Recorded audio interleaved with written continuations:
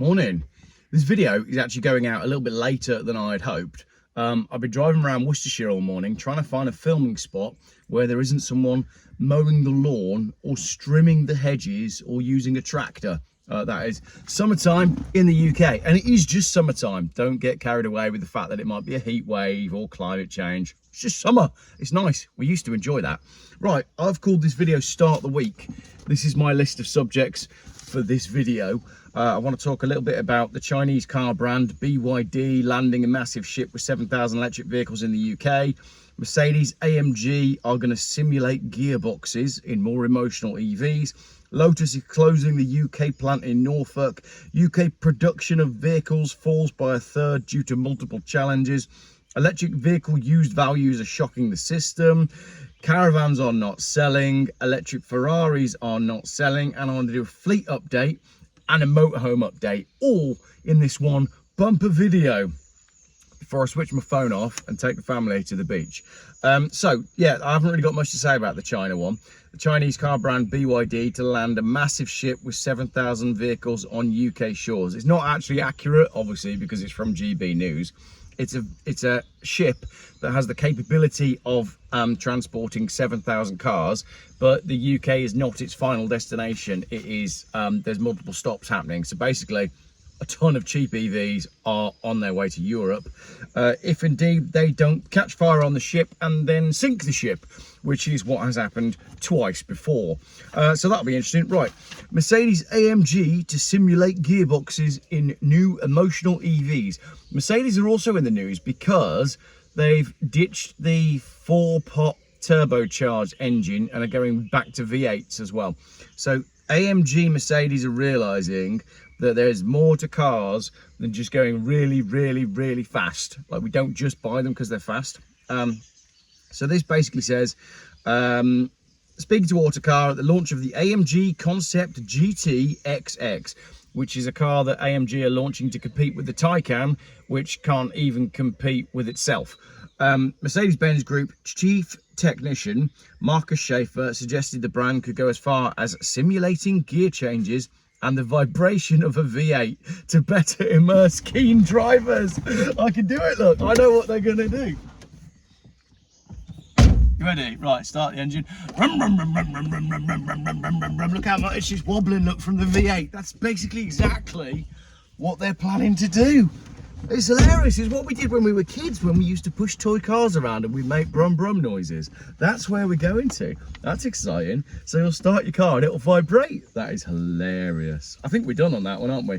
But he did conclude by saying, Schaefer acknowledged that bringing hardcore V8 fans to an electric vehicle is something that is a challenge. A pure electric car doesn't do the job. Tell that to the Fully Charged show. Anyway, another success in the UK's quest to net zero and the ongoing push for electric cars.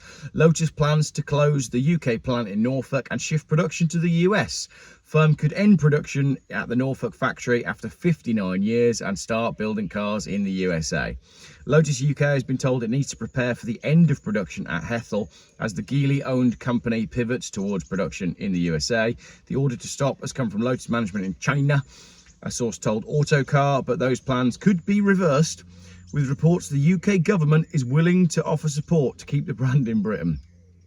So, I've always said that Lotus and Jaguar will end up just being badges that are put on cars made in China. And it looks like this is going to be what's happened. Lotus has scrambled to reduce costs amid persistent losses. The company in April laid off 270 workers at Hethel, and its Clerkenwell headquarters is set to close, having only been opened a few months ago at a huge expense. Lotus sales fell 42% in the quarter of the year, marking the first significant decline since Geely rolled out a new range of electric lifestyle vehicles. I want to jump out and rock the car again. Including the Elitaire SUV and a Maya sedan. Is the Maya out in the UK yet? I haven't seen any. Geely bought the brand in 2017 and has yet to see a return on its £2 billion investment. Like, us Brits probably could have told them that. The US was to be a big market for the new electric cars, but the country's imposition of 100% tariffs on China-built EVs forced Lotus to stop selling the Elitaire there. Demand has also fallen in Europe and China, with deliveries of the Elitaire and Emea down 31% to 719 in the first 3 months. Also, in the UK, they're only being bought on company car schemes. And if you change the company car tax scheme to make it make actual sense, as in cars that are economical and can do 65 miles to the gallon are prioritised for fleet use, because that would make sense, then nobody would be buying the Lotus at all. So we're seeing the downward decline of Lotus, sadly, which is a great shame, because you know, as it says here, Lotus production is small compared to bigger players like JLR, but the brand has survived in its Norfolk home since 1966, when Lotus founder Colin Chapman bought the former airfield from the government. Geely invested 100 million in the site, including a new sports car manufacturing facility that opened in 2022 to build the Emira. One former senior Lotus executive called plans for the closure a disgrace. What are you going to do? We're like standing on the edge of a declining world economy, and they're building cars that nobody wants. How much is that Lotus SUV, the electric SUV? It's getting on for 100 grand, isn't it? They're not even pretty. It's just another Nissan Juke. Speaking of the success of the British motor industry, this is another one. UK vehicle production falls by a third due to multiple challenges. This is from Fleet News. New car and commercial vehicle production volumes in the UK fell by a third last month as the industry faced multiple challenges, excluding 2020, when COVID lockdowns saw factories mothballed or running at a greatly reduced capacity. It's the lowest performance for the month since 1949. Well done, everybody. Brilliant. The UK car industry is in an epic decline because of policy, essentially. If you look at car manufacturing, in May 2024, there were 17,000 cars made for the home market, and this year it was 10,000. And for export last year, it was 52,000, and this year it's 37,000. So we are down across the board. And if you look at commercial vehicles, essentially, things have halved. So yeah, great, looking good. All looking good for the UK economy. Everything's going well. Rachel Reeves from accounts is doing a great job, keeping things on track, you know, giving people lots of things to look forward to by slowly destroying everything that we hold dear. Let's move on. This is an opinion piece. I won't spend long on this. Electric vehicle used values shock the system. As more electric vehicles enter the used market, the dynamics within the marketplace are shifting, which is code for we're all fucked. By the end of the year, Cox Automotive forecasts predict that more than 1.8 million vehicles in the used car park will be electric, which would represent a 2% increase on 2024. EV transactions are rising rapidly, now accounting for 21% of the used market. However, under the surface, challenges are emerging. So predictable. One such challenge is the significant variance between nearly new EVs and older models between 3 to 5 years old. On the one hand, we're seeing a rapid pace of depreciation in EVs under 24 months, with these vehicles selling at 47% of their original cost new this year. So basically that means that your EV is worth half as much as you paid for it after just 24 months, which if you've paid 100 grand for your EV, that's quite a big hit to take, isn't it? Meanwhile, EVs between 48 to 72 months old are performing particularly well, dropping by only 15%. That's a further 15%, by the way, and remain one of the fastest selling segments, because pretty soon they're just going to be giving them away.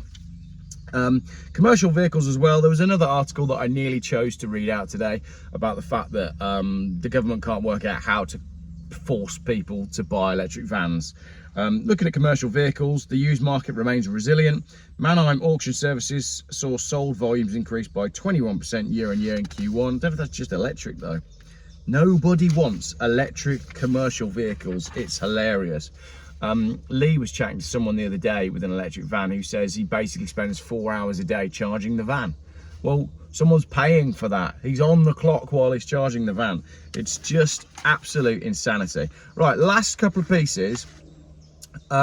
Swift has posted a pre-tax loss as caravan sales show no sign of immediate return to previous demand. So nobody is buying new caravans again, which is in line with the fact that the economy is doing far worse than our politicians and newspapers are telling us that it is. And Ferrari has delayed its first EV that really matters due to zero demand.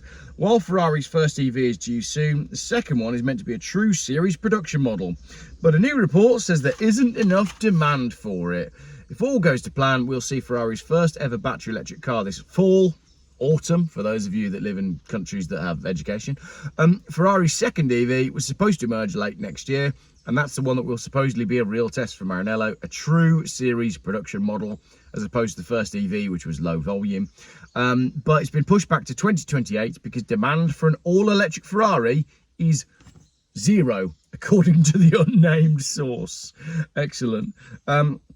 So there you go. That's that. I've got one more thing that I didn't mention at the start as well.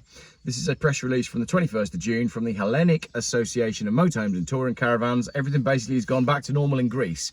So remember I did that video saying that in Greece you're not going to be allowed to park your motorhome up? Well, they've changed it back, which basically gives equal right to use the road network and parking privilege for motorised and touring caravans in Greece in parity with other categories of vehicles. So they changed their mind due to such an uproar. And that is everything for today's video. Let me go back to start. Oh no, it's not. Hang on, fleet update. Right, let me talk about the Mrs. Geoff strawberry jam fleet, because it was expanding and now it's contracting. First I bought the little Austin pickup truck from Anglia Car Auctions, then I bought the Hillman Minx, then I bought the Bedford CF box van, and now I've bought the Volkswagen Caddy. So it might look like we've got 4 vehicles for Mrs. Geoff strawberry jam. However, the Hillman Minx is gone and the Austin pickup truck I've sold. The Bedford CF truck is staying for storage. The Caddy, hopefully Ron is picking up today. So please don't think that I've got loads and loads of cars in the barn. I've sold them all. I sold 5 cars last week, including the little Austin pickup truck. So I've cleared some space out. The pickup truck, the Caddy, will be arriving, I think, today. I think Ron's gone down to pick it up today. I should have waited really and gone down and got it and filmed collecting it. But it's not like the Bedford truck that had been sat in the same spot for 30 years. You know the Crescent that they did for the auction? Well, they basically put all those cars there for the auction. They weren't there before. So it's not like we're extracting the Caddy from a spot where it's sat for 30 years. So Ron can go down there and pick it up with his truck. And then when it gets back to Worcester, I will do a walk around video and we'll get it on some axle stands and we'll have a proper look at what we've got. I've already ordered some floors for it, so don't worry about that. And there is a plan coming together. Phil loves Volkswagen Caddies, Luke the mechanic loves Volkswagen Caddies, Stuart the upholsterer loves Volkswagen Caddies, and I love Volkswagen Caddies. So between the 4 of us, pretty sure we can turn it into something decent. So that's pretty exciting. And the motorhome, carpet, upholstery, last bits of wiring, that's where we're at. It should be going in for stickers this week. It should be going in for an MOT, probably not this week. And then we're going to be ready to start our adventures. So it's time for me to start an adventure now. Thank you for watching this video. I am now going to the beach for the rest of the day. We'll be driving back late tonight because we're going to enjoy sunset and sand dunes. And hopefully you can do something enjoyable on the hottest day of the year as well. Thank you very much for once again tuning in to Geoff Buys Cars. We do it again.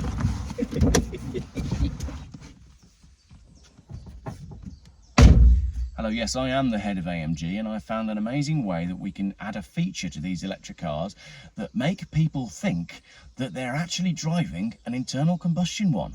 Watch this. See? It wobbles like a V8.